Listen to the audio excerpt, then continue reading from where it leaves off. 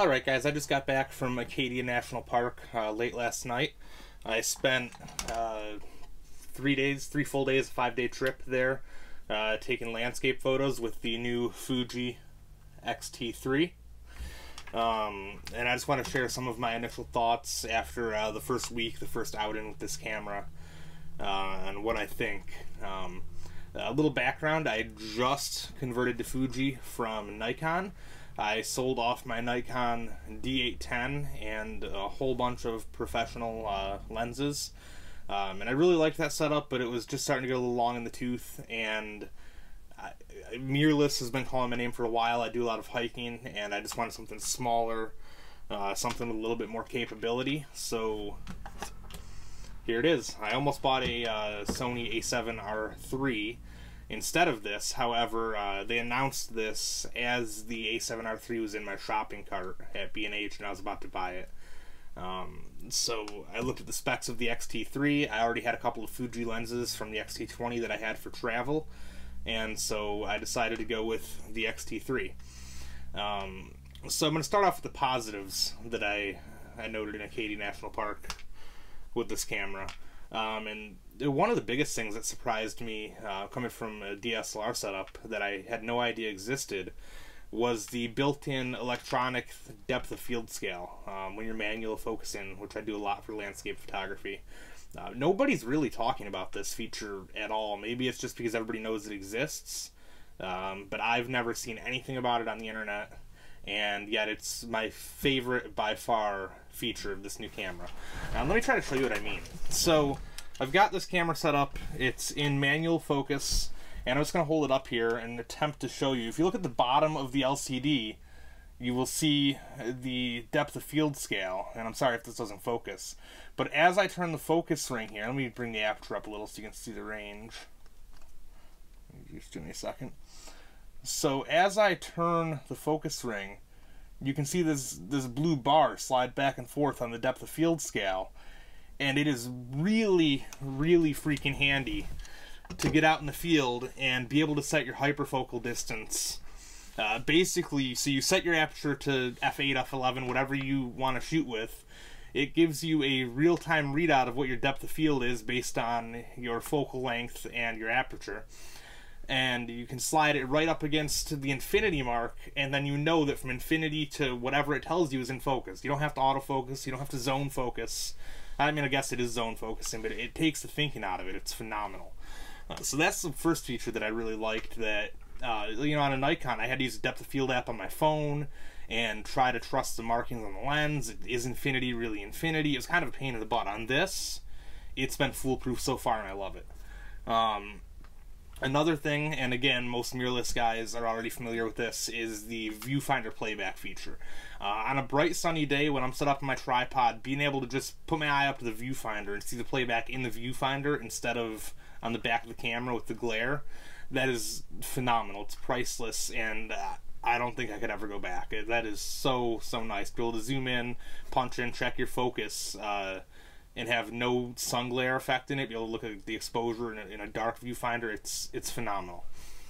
The third thing that I really have grown to like is, and again, this is common, but the what you see is what you get viewfinder, or more specifically, the highlight clipping warnings. If you turn on the blinkies, if you will.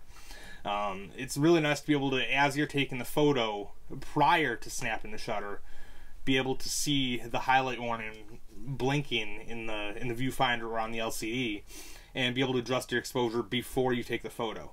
There's no more taking the photo and then realizing that you blew the highlights and then taking it again, or trying to guess what the meter's reading. It's so much easier to shoot this way than it was with the old DSLR that I've had it for a week, and there's no way I could go back. I'm already addicted.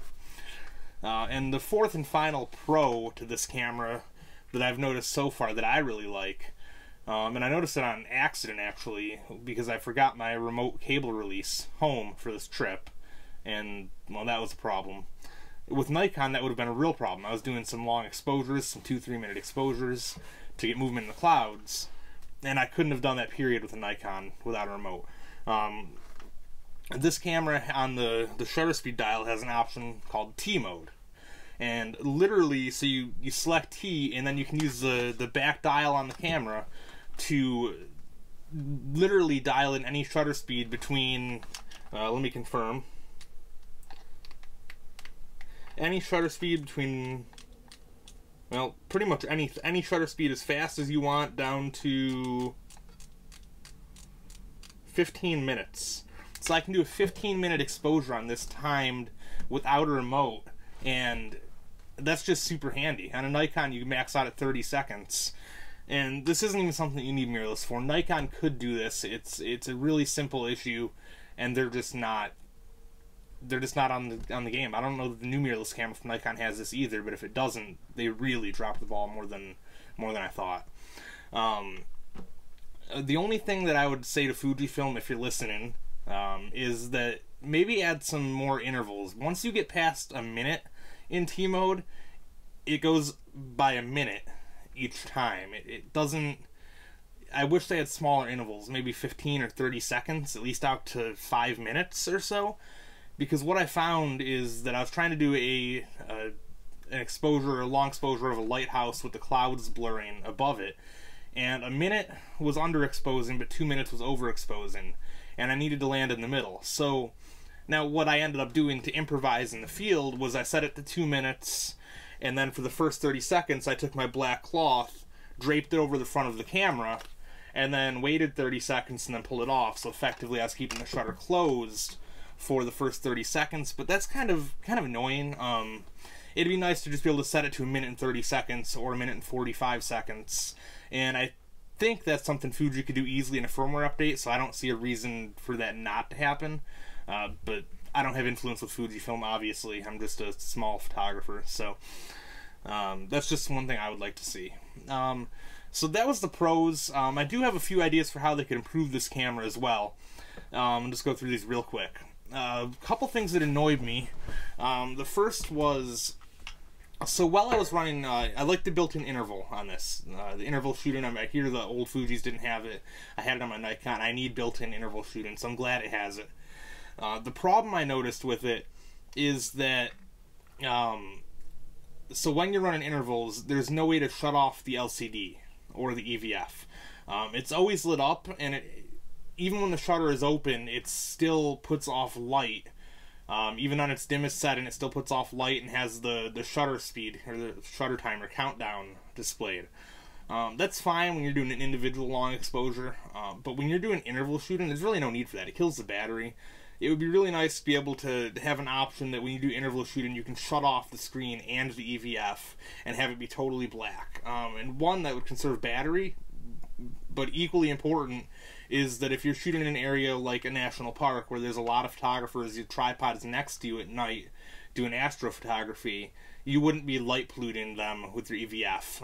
I was afraid that I was going to light pollute the photographers next to me or behind me with it, so I actually kept a towel draped over the back of my camera for the entire time. But again, that's a workaround I shouldn't have to do. There should be a way to shut off that screen and that EVF. And even if it was just the EVF, it still, believe it or not, it still puts light out outside of the camera. You can see it if you stand back and look at it. You can see the light shining out through the EVF. So, I mean, just a small issue. Really just nitpicking, but it would be nice to see that improved. Another thing I noticed is when I was shooting the Milky Way over the Scudic Peninsula, I had the camera all set up. I had my blue hour exposure for the foreground done, and what I was doing, I was shutting the camera off and just waiting, and probably every 15 or 30 minutes taking another exposure as the Milky Way rose and the sky got darker, in order to just get different steps of the Milky Way, and so I could choose one later to Photoshop in for the sky. And one thing I noticed, every time I turned the camera off and then back on, to save battery of course, I would turn it back on and the self-timer would be off, and again, I forgot my remote, so I was using the self-timer to get a steady shutter release, and it just kind of was annoying to have to remember to turn the self-timer back on. I'd take a photo and realize it wasn't on, so then I had to delete that photo and take another one with it on, so I didn't have the shake in the camera, and I found that kind of annoying. I wish there was a way to keep the self-timer on after the camera shut off, so that when you turn it back on waiting for the light to hit, you could still have the self-timer on. And I understand why they wouldn't want that. As like a wedding photographer, it would be annoying to use it once, then turn your camera back on and have the self-timer still on. But I think I would rather have to turn it off manually and have it stay on than to have it shut off when the camera goes off. And the final thing is that, so doing something like star trails or most of the time-lapse work that I do, my interval is 1 second, and if I could get it faster than that, I would.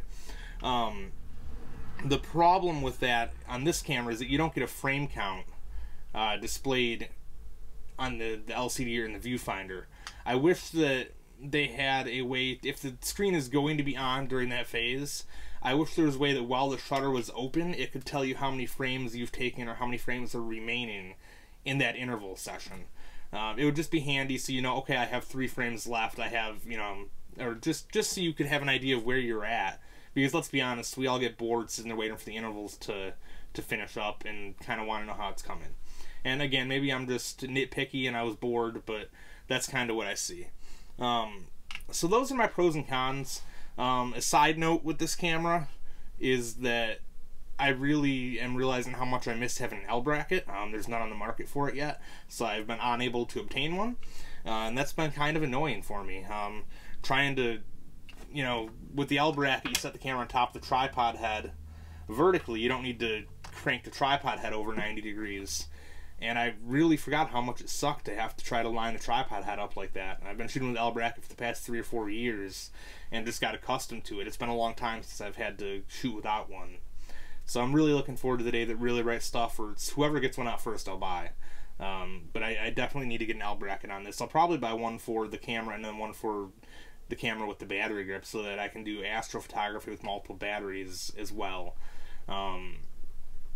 So Really Right Stuff, if you're listening, hurry that up and I'll get you some money.